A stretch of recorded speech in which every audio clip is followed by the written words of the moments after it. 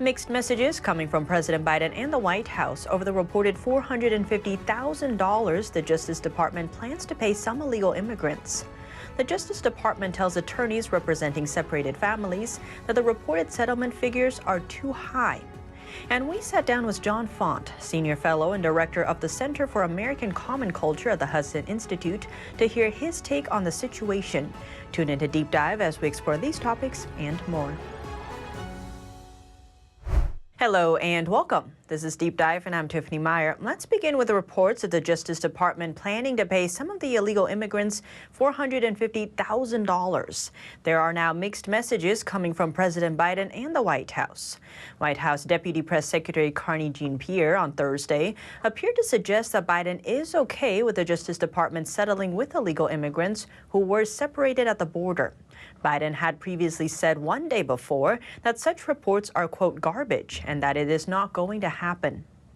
If it saves taxpayer dollars and puts the disastrous history of the previous administration's use of zero tolerance and family separation behind us, the president is perfectly comfortable with the Department of Justice settling with the individuals and families who are currently in litigation with the U.S. government.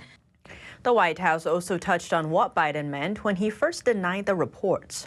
What he was reacting to was the dollar figure that was mentioned, that you mentioned to him yesterday. As press accounts to date indicate, there's been press accounts on this, DOJ made clear to the plaintiffs that the reported figures are higher than anywhere that a settlement can land.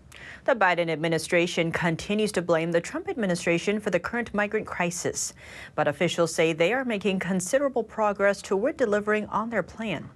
An immigration analyst from the Bipartisan Policy Center says the Biden administration didn't prepare enough for the influx of illegal immigrants. They didn't prepare for the potential of increased arrivals, and they really thought that they could message to migrants, don't come yet, we're fixing it, and they would listen, and that's not how it happened.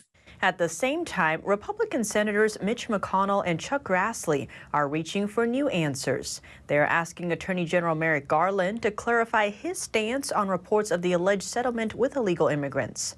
In a letter on Thursday, they asked, are these settlements under consideration or are they not? This comes as the Justice Department is still negotiating a settlement with families separated at the U.S. southern border under the Trump administration. There were reports that families would receive payments of $450,000. But the DOJ told attorneys representing families that the number was too high. A source with knowledge of the matter says this came after Biden's comments on Wednesday. Here's what he said. So this is a garbage report? Yeah. Okay, so $450,000 per person. Is that what you're saying? that was separated from a family member at the border under the last administration. That's not going to happen. In 2019, the ACLU sued the government, seeking damages for the toll separations took on families. Attorneys representing families have also filed lawsuits. More than 3,000 children were separated from their families at the border under Trump's so-called zero-tolerance policy. According to a federal court filing, attorneys are still looking for the parents of 270 migrant children. And amid the confusing reports, we sat down with John Fonte, Senior Fellow and Director of the Center for American Common Culture at the Hudson Institute, to hear his take on the situation. Well, John, thank you so much for joining us. Great to have you on the show. Yeah, you're welcome. So recently in the news a lot is the Wall Street Journal that reported that now illegal immigrants are requesting $450,000 for being separated. So what's your take on that whole situation? This is actually fairly incredible. These are people that have violated American law across the border, which is a violation of our law, of the Immigration and Control Act. And they're being rewarded, or the discussion is to reward them for violating the law. People actually that commit criminal acts are separated from families all the time. If somebody, say, robs a bank, they have children, they have a wife and children, well, they go to jail. So they're separated. They might go to jail, let's say, for 20 years. So they're separated from your wife and children. That does happen when you commit an illegal act. In this case, the people are not jailed, they're detained, and maybe if they have an asylum case, it's examined, or they're deported and sent back. But the other thing, the number, the figure, the amount of money is more than a family gets if their service member, their soldier, say, was killed in a war. They only get $400,000 as opposed to $450,000.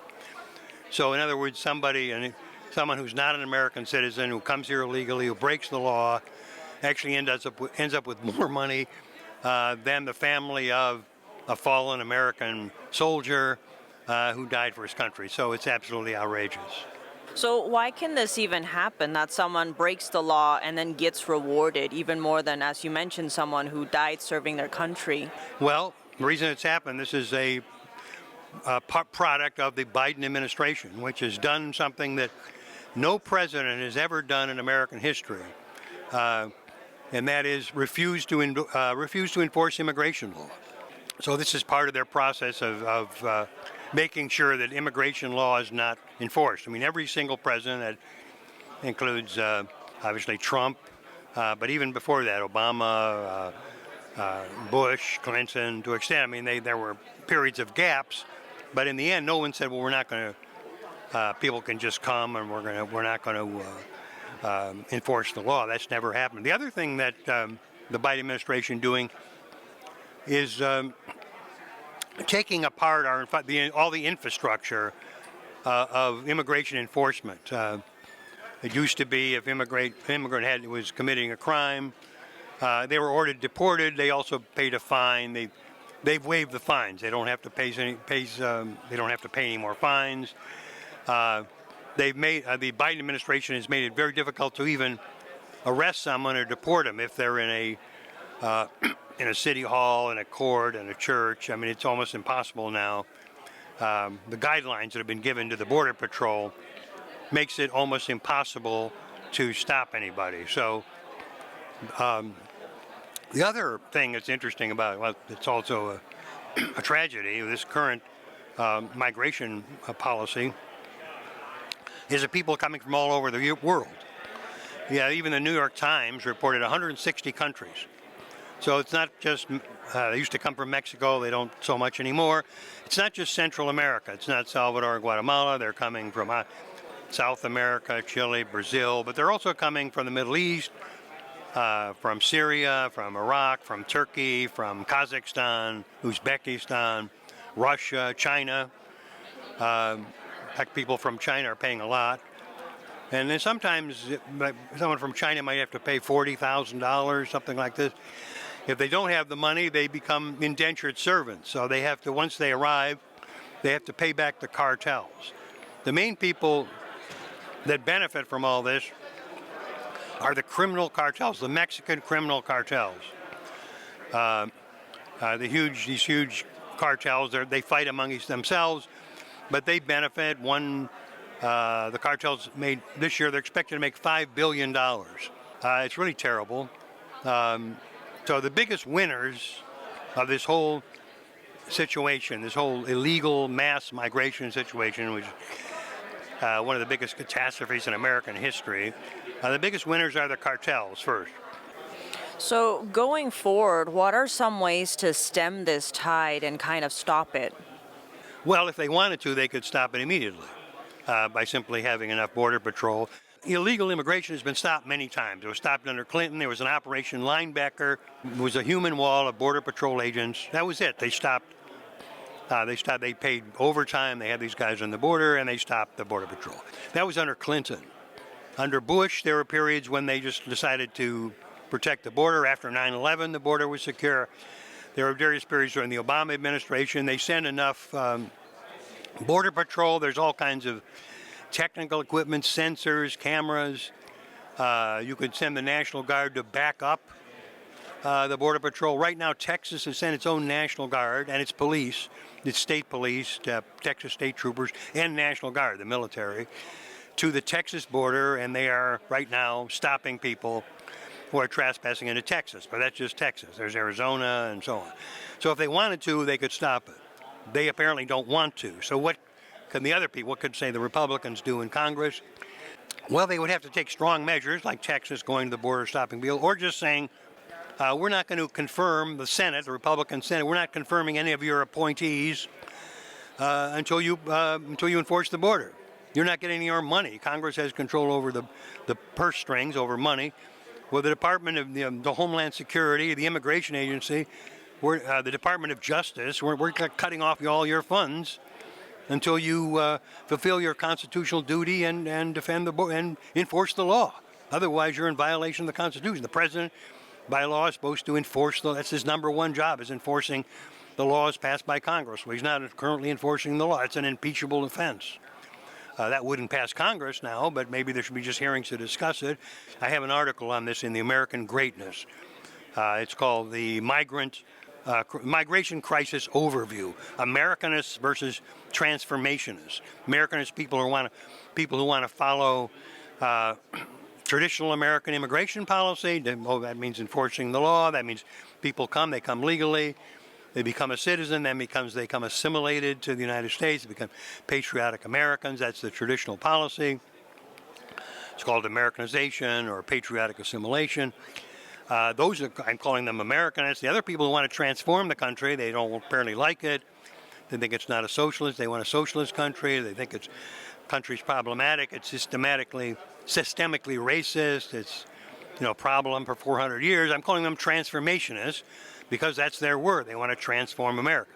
And the whole history of this crisis, which has gone on for 9 months now. It's 9 months. And by the end of the year, there might be 1.5 million people who have entered illegally. We don't know who they are, or even now where they are. So it's an absolute catastrophe. Well, thank you so much for joining us. Okay, thank you. That was John Fonte, Senior Fellow and Director of the Center for American Common Culture at the Hudson Institute.